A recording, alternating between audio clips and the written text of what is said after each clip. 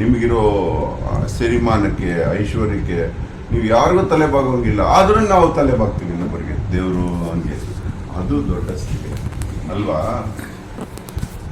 ಹೆಚ್ಚು ಈ ಜಗತ್ತಲ್ಲಿ ತಪ್ಪು ಮಾಡಿದವರೇ ಇಲ್ಲ. ಹೆಚ್ಚು ತಪ್ಪು ಮಾಡಿದವ ಕಡಿಮೆ ಸುಖಿ, ಕಡಿಮೆ ತಪ್ಪು ಮಾಡಿದವ ಹೆಚ್ಚು ಸುಖಿ. ಅಷ್ಟೇ. ನಮ್ಮ ತಪ್ಪುಗಳನ್ನ ಕಡಿಮೆ ಮಾಡ್ತಾ ಹೋಗ್ಬೇಕು. ಹಿಂದೆ ತಪ್ಪು ಮಾಡ್ದ ಅಂತ ಜೀವನ ಎಲ್ಲ ಕೊರಗಿಸ್ಬಾರ್ದು ಅವ್ರನ್ನ. ಈಗ ಸರಿ ಇದನಾ ನೋಡ್ತಾ ಹೋಗ್ಬೇಕು. ಸುಮ್ಮನೆ ಈ ಅನುಸಂಧಾನ ಆಗೋದಿಲ್ಲ. ನಿಮ್ಮನ್ನು ಭೇಟಿ ಮಾಡೋದು, ನೀವು ಬರೋದು, ನಾನು ಮೀಟ್ ಮಾಡೋದು, ನಾನು ನಿಮ್ಮನ್ನು ಬಂದು ಮೀಟ್ ಮಾಡೋದು, ಇದು ಸುಮ್ಮನೆ ಆಗಲ್ಲ. ದೈವಾನುಸಂಧಾನ ಇರ್ಬೇಕು. ಇದಕ್ಕೆ ದೇವರು ಒಪ್ಪಬೇಕು. ಮೀಟ್ ಮಾಡಿ ನೀವು ಇವತ್ತು ಅಂತ ಒಪ್ಪಬೇಕು. ಇಲ್ಲ ನಾನು ಇವರಿಗೆ ಬಂದಾಗ ನೀವು ಚಿಕ್ಕಮಂಗ್ಳೂರಿಗೆ ಹೋಗಿರ್ಬೋದು ಅಲ್ವಾ? ಇದು ದೇವರ ಲೀಲೆ. ಈ ವ್ಯಕ್ತಿಗೆ ಆಸೆ ಇರಲಿಲ್ಲ ಇಷ್ಟು ದಿವಸ. ಯಾರಾದ್ರೆ ನೀನು ಹೋಗಪ್ಪ, ನೀನು ವಿಧಾನಸೌಧಕ್ಕೆ ಹೋಗ್ಬೇಕು ಅಂದ್ರೆ ಬೇಡ ಬೇಡ ಬೇಡ ಅಂತಿದ್ದ ಮನುಷ್ಯ. ನನಗೆ ಬೇಡ, ಅಷ್ಟೊಂದು ಬೇಡ ಅಂತಿದ್ದ. ಇವಾಗ ಬೇಡ ಅನ್ನುವುದು ಸಿಗುವುದಿಲ್ಲ ಈ ಜಗತ್ತಲ್ಲಿ. ಹೇಳ್ತಾ ಇದ್ದೀನಿ, ಬೇಕು ಅನ್ನುವುದು ಸಿಗುವುದಿಲ್ಲ, ಬೇಡ ಎನ್ನುವುದು ಸಿಗುವುದಿಲ್ಲ. ಆದರೆ ಬಂದದ್ದನ್ನು ಪಡೆಯುವ ಆಸಕ್ತಿ ನಮ್ಮಲ್ಲಿ ಬರಬೇಕು. ಬಂದರೆ ನೋಡ್ಕೊಳ್ಳೋಣ, ಬಂದರೆ ನಾನು ಆ ಕೆಲಸ ಚೆನ್ನಾಗಿ ಮಾಡ್ತೀನಿ, ನಿದ್ದೆ ಆಹಾರ ಇಲ್ಲದೆ ಮಾಡ್ತೀನಿ ಅನ್ಬೇಕು. ನಂಗೆ ಬೇಡ ಅಂದರೆ ಇವನು ಬೇಡ, ಇವನು ಕೊಡೋಣ. ಚಾಯ್ ಕುಡಿತೀಯ ಅಂದರೆ ನಂಗೆ ಬೇಡ ಅಂದ ತಕ್ಷಣ ನೀವು ಕುಡಿತೀರಾ ಅಂತ ಕೇಳ್ತೀವಿ. ಅದೇ ನೀವೇನು ಕೊಟ್ಟರು ಪ್ರಸಾದ ಅಂದರೆ ಆ ರೀತಿ ಗುಣ ಬೆಳೆಸ್ಕೊಳ್ಳಿ. ಇನ್ಮೇಲೆ ಬೇಕು ಬೇಡ ಎರಡೂ ಬೇಡ, ಇವೆರಡರ ಗೊಡವೆ ಬೇಡ. ಬೇಕು ಎಡಕ್ಕೆ, ಬೇಡ ಬಲಕ್ಕೆ, ಬೇಕು ಬೇಡ ಎರಡನ್ನು ತೊಡೆದು ನಡೆಯಬೇಕು ಒಡೆಯ ನಡೆಗೆ, ಪಡೆಯಬೇಕು ಗರುಡ ಪದವ. ಅಂದರೆ ಈ ಬೇಕು ಬೇಡಗಳ ಸಹವಾಸ ಬಿಟ್ಬಿಟ್ಟಿದ್ದೀನಿ. ಯಾರ ಮನೆಗೆ ಹೋಗಿ ನಾನು ಕಾಫಿ ಕಡೆಯ ಅನ್ನಲೂಬಾರ್ದು, ಅವರೇ ಚಾಯ್ ಕುಡಿಯಪ್ಪ ಅಂದರೆ ಬೇಡ ಅನ್ನಲೂಬಾರ್ದು. ಏನು ಸ್ವಲ್ಪ ಕೊಡಿಮ್ಮ, ನೀವೇನು ಕೊಟ್ಟರು ಪ್ರಸಾದ, ಆ ರೀತಿ ಇರಬೇಕು.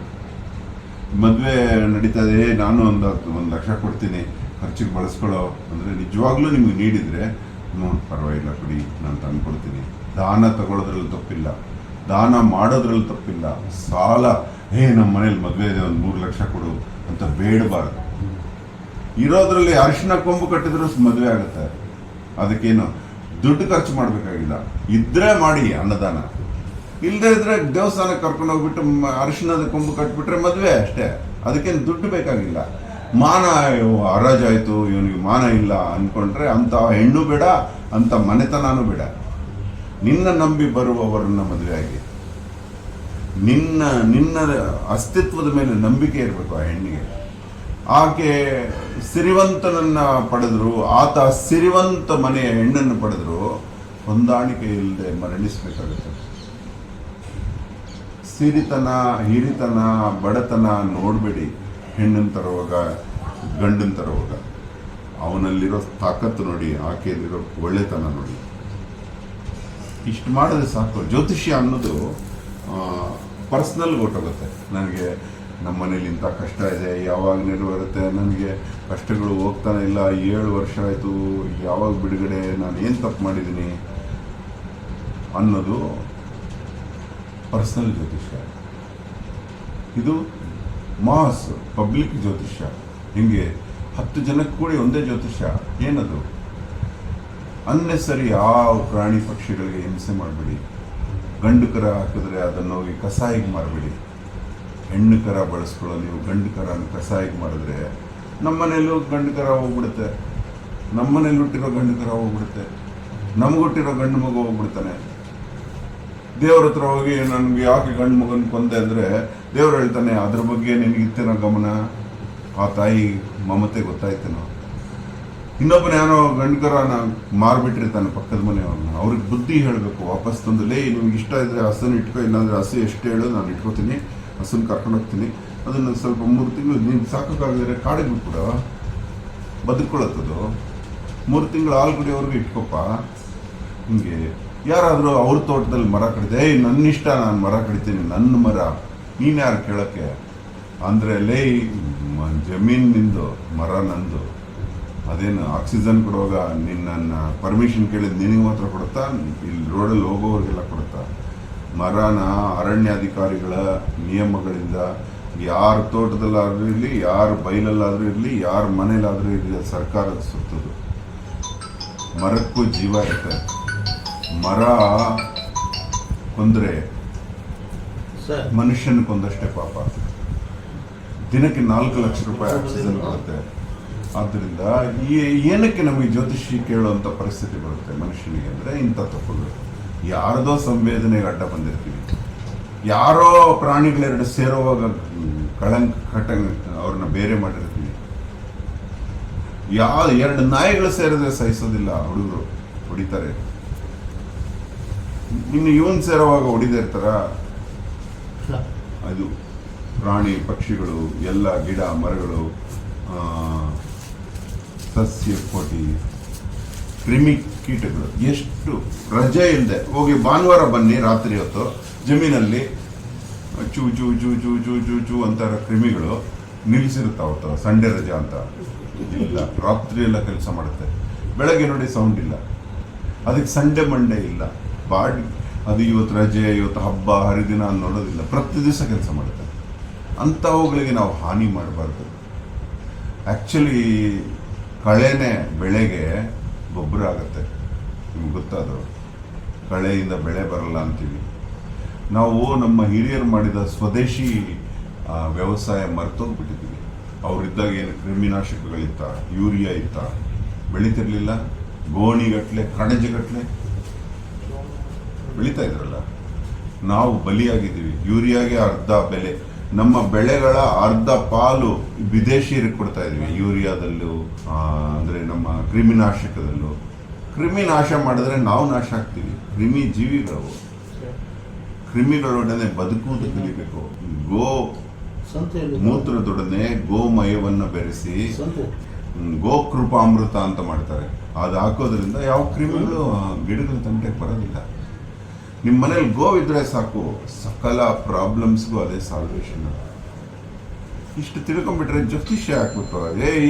ಯಾರೋ ಜ್ಯೋತಿಷಿ ಬಂದಿರಂತೆ ಊರಿಗೆ, ಹೋಗೋಣ ನಡೀರಂದ್ರೆ ಏನಿದೆ ನಮಗೆ ಕೇಳೋಕ್ಕೆ? ಎಲ್ಲ ಕರೆಕ್ಟಾಗಿದೆ. ನಾವು ಧರ್ಮದಿಂದ ನಡೀತಾ ಇದ್ದೀವಿ. ನಮಗೇನು ಎಲ್ಲ ಮನೆ ತುಂಬ ಸೌಭಾಗ್ಯ ಇದೆ, ಮನೆ ತುಂಬ ಸಿರಿಧಾನ್ಯಗಳಿದೆ, ಮನೆ ತುಂಬ ಸಂಪತ್ತಿದೆ. ಏನಂತ ಹೋಗಿ ಕೇಳಲಿ ಆ ಮನುಷ್ಯನ ನಾನು ಅನ್ನಬೇಕು. ಆ ರೀತಿ ಬದುಕಬೇಕು. ನನಗೆ ಊರವರೆಲ್ಲ ಸೇರಿ ಒಬ್ಬನ ನಾಯಕ ಮಾಡ್ತಾರೆ. ಆ್ಯಕ್ಚುಲಿ ನಾಯಕ ಆದವನು ಊರಿಗೆ ಗುಲಾಮ, ಊರಿಗೆ ಸೇವಕ ಅವನು. ಹೇಳೋದಷ್ಟೇ ಪಾಪ. ನಾವು ಆರಾಮಾಗಿ ಅಲ್ಲಿ ಇಲ್ಲಿ ಹೋಗಿ ಚಾಯ್ ಕಪ್ ಕುಡ್ಕೊಂಡು ಹರಟೆ ಹೊಡಿಬೋದು. ಆ ನಾಯಕನಿಗೆ ಅದಿರಲ್ಲ. ಇಲ್ಲಿ ಬರೋ, ಇಲ್ಲಿ ಯಾರೋ ಮನೇಲಿ ಮರಣ ಆಗಿದೆ, ಇಲ್ಲಿ ಮದುವೆ ಇದೆ, ನೀನು ಬರಲೇಬೇಕಪ್ಪ ಅಂದರೆ ಅವನ ಪರಿಸ್ಥಿತಿ ಅವನಿಗೆ ಗೊತ್ತು. ನಾಯಕನಿಗೆ 5 ವರ್ಷಕ್ಕೆ ಸುಸ್ತಾಗ್ಬಿಡ್ತಾನೆ ಸರಿಯಾದ ನಾಯಕ. ಇಲ್ಲ ಅಂದ್ರೆ ಹಣ ಕೊಟ್ಟು ಓಟು ಪಡಿಬೇಕು.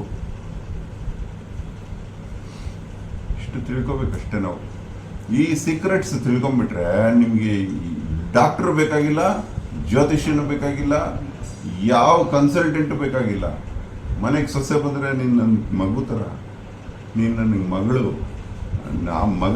ಮಗನಿಗೆ ಬೈತೀನಿ ನಾನು, ಸೊಸೆಗೆ ಮಾತ್ರ ಬೈಲ್ಲ ಅಂದರೆ ಯಾವ ಸೊಸೆ ಓಡೋಗ್ಬಿಡ್ತಾಳೆ ಹೇಳಿ ತವ್ರ ಮನೆಗೆ. ತವ್ರ ಮನೇಲೆ ಇನ್ನೂ ಅಮ್ಮನಿಗೆ ಒತ್ತು ಕೆಲಸ ಮಾಡ್ತಾರೆ. ಅತ್ತೆ ಮನೇನ ಪ್ರೀತಿಯಿಂದ ನೋಡ್ತಾರೆ. ಯಾವ ಸೊಸೆ ಹೋಗ್ತಾರೆ? ಇಲ್ಲಿ ಸೊಸೆನ ಕತ್ತೆಗಿಂತ ಹೆಚ್ಚು ದುಡಿಸ್ಕೊಂಡ್ರೆ ಸೊಸೆ ಓಡೋಗ್ಬಿಡ್ತಾಳೆ ಅಲ್ವಾ? ಈ ಮಾನವೀಯತೆ ಮೌಲ್ಯಗಳಿದೆಯಲ್ಲ, ಪ್ರೀತಿ ಮಾಡಿ ಗಳಿಸೋದಿದೆಯಲ್ಲ, ಅದು ಇಂಪಾರ್ಟೆಂಟ್ ನಮಗೆ. ಆದ್ದರಿಂದ ಏನಕ್ಕೆ ಕೇಳಬೇಕು ಜ್ಯೋತಿಷ್ಯ? ಬಟ್ ಪ್ರತಿಯೊಂದು ಕೆಟ್ಟತನಕ್ಕೆ ಕೆಟ್ಟದಾಗೋದಾದ್ರೆ ಒಳ್ಳೆತನಕ್ಕೆ ಒಳ್ಳೇದಾಗಲೇಬೇಕು. ನಾನು ಮಾಡಿರೋ ಒಳ್ಳೆತನಕ್ಕೆ ಒಳ್ಳೇದಾಗಲೇಬೇಕು. ಎಲ್ಲ ರಾಜಾಸನದಿಂದ 700 ವರ್ಷಗಳ ಹಿಂದೆ ಬಂದವರು ಇವರಲ್ಲಿ ಇವತ್ತು ಚೆನ್ನಾಗಿದ್ದಾರೆ ಅಂದರೆ ಅವ್ರು ಒಳ್ಳೆತನದಿಂದನೇ ಇರಬೇಕು. ಇಲ್ಲ ಸಾಧ್ಯ ಇಲ್ಲ. ಇಷ್ಟು ತಿಳ್ಕೊಂಬಿಡಿ, ಚೆನ್ನಾಗಿ ಬದುಕೋಣ. ನಮ್ಮನ್ನ ಇನ್ನೊಬ್ಬರು ವಂಚಿಸದ ಹಾಗೆ ನಾವು ಇನ್ನೊಬ್ಬರನ್ನ ವಂಚಿಸದ ಹಾಗೆ ಬದುಕಬೇಕು. ನಮ್ಮನ್ನ ಇನ್ನೊಬ್ಬರು ಮೋಸ ಮಾಡುವ ಹಾಗೆ ನಾವು ಇನ್ನೊಬ್ಬರನ್ನು ಮೋಸ ಮಾಡದ ಹಾಗೆ ಬದುಕಬೇಕು. ನೀವು ಮೋಸ ಹೋಗಿದ್ರು ನಿಮ್ಮನ್ನೇ ಹೊಡೆಯೋದು ದೇವರು. ಮೋಸ ಹೋಗಿದೆಯಲ್ಲೋ ಲೇ, ನೀನು ನಂಬಿ ಬಿಟ್ಟೆ ಬಿಟ್ಟೆ ಅಂತಾರೆ. ನೀವು ಸ್ಕೂಲ್ಗೆ ಹೋಗಿ ಮಗು ಹೊಡ್ಸ್ಕೊಂಡ್ರೆ ಲೇ ನನಗೆ ಅವಮಾನ ಮಾಡ್ತೀಯಲ್ಲೋ, ಹೊಡ್ಸ್ಕೊಂಡ್ ಬಂದಿದೆಯಲ್ಲೋ, ಒಂದೇ ಹೊಡೆಯೋಕ್ಕಾಗಲ್ವಾ ಅಂತೀವಿ ನಾವು. ಅದೇ ರೀತಿ ದೇವರು ಕೂಡ ಅದೇಂಗೋ ಮೋಸ ಮಾಡಿಸ್ಕೊಂಡೆ ನಿನ್ನ ಕದ್ದನ ಅನ್ನಲ್ವಾ. ಅದಕ್ಕೆ ಮೋಸ ಹೋಗಬಾರ್ದು. ಇಮ್ಮಿಡಿಯೇಟ್ ಅಲರ್ಟ್ ಆಗಬೇಕು. ಯಾರಾದ್ರೂ ಮೋಸ ಮಾಡಿದ ತಕ್ಷಣ ಇಮ್ಮಿಡಿಯೇಟ್ಲಿ ಸೆಟ್ಟದ ನಿಂತ್ಕೋಬೇಕು. ನೀನ ಸೇರಾದ್ರೆ ನಾನು ಸಭಾ ಸೇರು ಅಂತ. ಮೋಸ ಇಲ್ಲದೆ ಇದ್ದಾಗ ತಲೆ ಮೇಲೆ ಕೂಡಿಸ್ಕೋಬೇಕು. ಇಷ್ಟೇ. ಏನಿದೆ ಕೇಳೋದು? ಇವನು ಯಾರು ನೋಡಿ. ನಿಮ್ಮ ಡೀಸೆನ್ಸಿ ಏನು? ನೀವು ಹಾಕಿರೋ ಬಟ್ಟೆ ಏನು? ರೈತರ ಬಟ್ಟೆ. ಇವನ್ ಡೀಸೆನ್ಸಿ ಏನು? ಕಿತ್ತೋಗಿದ್ದಾನೆ. ಏನು ಯಾವುದಕ್ಕೂ ಲಾಯಕ್ಕಿಲ್ಲ. ಎಲ್ಲೆಲ್ಲೋ ಏನು ಒಂದು ಸ್ಥಿರವಾದ ಸ್ಥಳ ಇಲ್ಲ, ನೆಲೆ ಇಲ್ಲ, ಅಲ್ದಾಡಿಕೊಂಡಿದ್ದಾನೆ. ಇಷ್ಟ ಬಂದಾಗ ಎದ್ದೇಳ್ತಾನೆ, ಇಷ್ಟ ಬಂದಾಗ ಮಲಗ್ತಾನೆ, ಇಷ್ಟ ಬಂದಾಗ ತಿಂತಾನೆ, ಇಷ್ಟ ಇರೋರ ಮನೇಲಿ ಇರ್ತಾನೆ ಅಂತ ಬದುಕು ನಂದು. ನಿಮಗೆ ಒಂದು ಸ್ಥಾನಮಾನಗಳಿದೆ ಊರಲ್ಲಿ, ನಿಮ್ಮ ಮನೇಲಿ, ನಿಮ್ಮ ಊರಲ್ಲಿ. ಆ ಸ್ಥಾನಮಾನಗಳು ಯಾರಾದ್ರೂ ಒಬ್ರು ಬಿಟ್ಕೊಡ್ತೀರಾ ಹೇಳಿ? 1 ಕೋಟಿ ರೂಪಾಯಿಗೆ ನಿಮ್ಮ ಸ್ಥಾನಮಾನ ಊರಲ್ಲಿ ಮರ್ಯಾದೆ ಬಿಟ್ಕೊಡೋರು ಯಾರಿದ್ದಾರೆ? ನೀವು 1, 2, 3, 4, 5 ಜನರಲ್ಲಿ ಯಾರಾದ್ರೂ ಇದ್ದೀರಾ? 6 ಜನರಲ್ಲಿ ಬಿಟ್ಕೊಡ್ತೀರಾ? 2 ಕೋಟಿ, 10 ಕೋಟಿ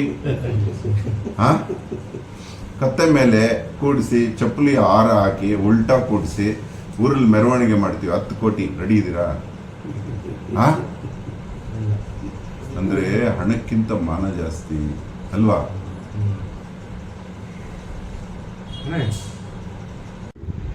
ಇಲ್ಲ, ಅವ್ರು ಕೇಳ್ತಾ ಇರೋದೇನು ಗೊತ್ತಾ, ನಾವು ದೇವರ ಬಗ್ಗೆನೇ ನನಗೆ 99% ಅವ್ರ ಬಗ್ಗೆನೇ ನನ್ನ ಚಿಂತೆ ಸಂಪೂರ್ಣ. ನಿಮ್ಮ ಆತ್ಮೋದ್ಬೇಕಾದ್ರೆ ಹೇಳಿ ನನಗೆ, ನಮ್ದು ಭಗವಂತನ ಬಿಟ್ಟರೆ ಬೇರೆ ನನಗೆ ಯಾವುದೂ ಥರದ್ದು ನನಗಿಲ್ಲ.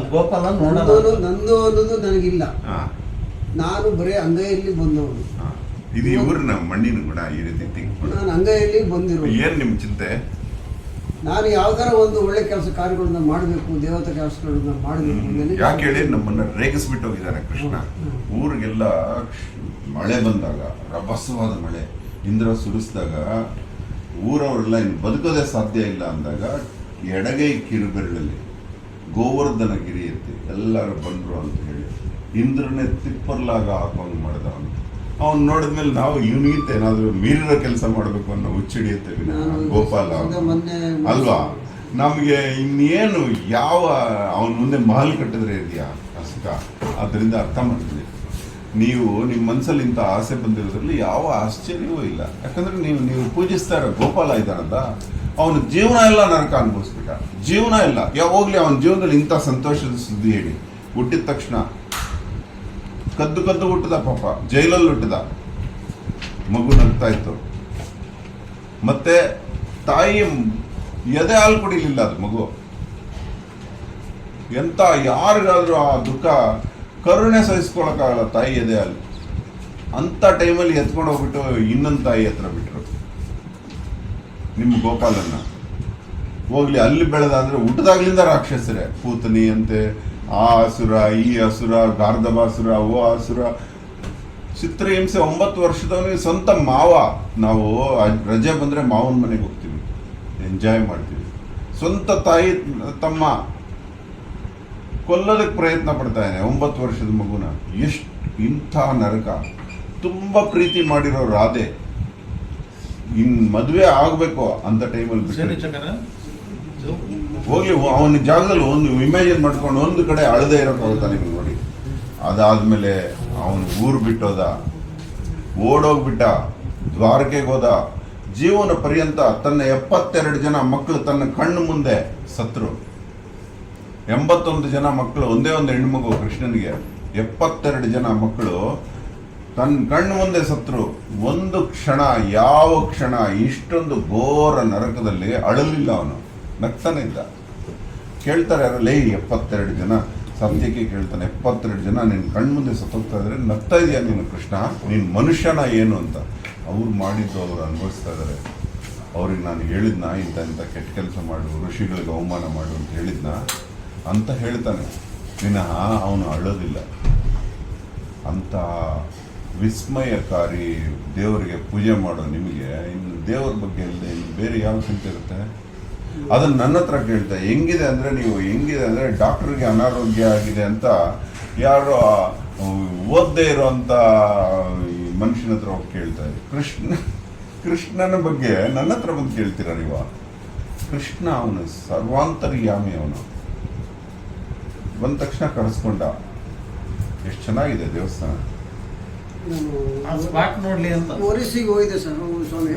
ಬೆಟ್ಟ ನೋಡ್ಲಿ ಅಂತನಾ? ನಾನಿನ್ನ ಒರಿಸ್ಸಿ ಹೋಗಿ ಗಳನ್ನೇ ಕಳ್ಕೊಂಡ. ಸ್ವಂತ ಅಳಿಯ ಅಭಿಮನ್ಯು ಸತ್ತ, ಸ್ವಂತ ತಂಗಿ ಹಿಂಗಾದ್ರು. ಹೋಗ್ಲಿ ಯಾವ ಕ್ಷಣದಲ್ಲೂ ಅವನು ಎಂಜಾಯ್ ಮಾಡಿದ ಅಂತ ತೋರಿಸ್ಬಿಡಿ. ಒಂದೇ ಒಂದು ಗಳಿಗೆ ಇಂಥ ಟೈಮಲ್ಲಿ ಕೃಷ್ಣ ಎಷ್ಟು ಎಂಜಾಯ್ ಮಾಡ್ದ ಅಂತ ತೋರಿಸ್ಬಿಡಿ. ಹೋಗ್ಲಿ ಸುಖವಾಗಿ ಪಗಡೆ ಆಡ್ತಾ ಇದ್ರೆ ದ್ರೌಪದಿ ಕೃಷ್ಣ ಅಂತ ಕರೆದು ಬಿಟ್ಲು. ಓಡ್ದ ಅಲ್ಲಿಂದ, ಓಡ್ ಬಂದು ಸೀರೆ ಕೊಟ್ಟ. ಅವನು ತಪ್ಪು ಮಾಡಲಿಲ್ಲ, ದುಃಖ ಬಿಡ್ಲಿಲ್ಲ. ಅವನು ಪಾಂಡವ ದಹನ ಮಾಡ್ಬೇಕಾದ್ರೆ ಅರ್ಜುನನ ಕೃಷ್ಣ ಹೇಳ್ತಾನೆ, ಇದು ಮಾಡಲೇಬೇಕಾಗಿದೆ, ಈ ಮರಗಳನ್ನ ಕೊಂದರೆ ನನ್ನ ವಂಶ ಹಾಳಾಗತ್ತೆ, ಆದರೂ ನಾನು ಮಾಡ್ತೀನಿ ಅಂತ. ಆದರೂ ಮಾಡ್ದ, ಗೊತ್ತಿದ್ದು ಮಾಡ್ದ. ನಾನು ಪುರಿ ಜಗನ್ನಾಥ ಹೋಗಿದ್ದೆ ಸ್ವಾಮಿ ಮೊನ್ನೆ. ಪುರಿ ಜಗನ್ನಾಥ ದರ್ಶನ ಮಾಡ್ಕೊಂಡು ಬಂದೆ ಮೊನ್ನೆ ಹೋಗಿ. ಹೌದು 12 ದಿನ ತೀರ್ಥಯಾತ್ರೆ ಮಾಡ್ಯಾರ ಬಸವಣ್ಣ. ಕೂಡ ಅಯೋಧ್ಯೆ, ಕಾಶಿ. ಹೌದೌದು, ಚೆನ್ನಾಗಿದೆ ಮನೆ, ಒಳ್ಳೆಯದಾಗಿ. ಏನೋ ಗುರುಜಿ ಎಲ್ಲರಿಗೂ ಒಳ್ಳೇದಾಗ್ಲಿ.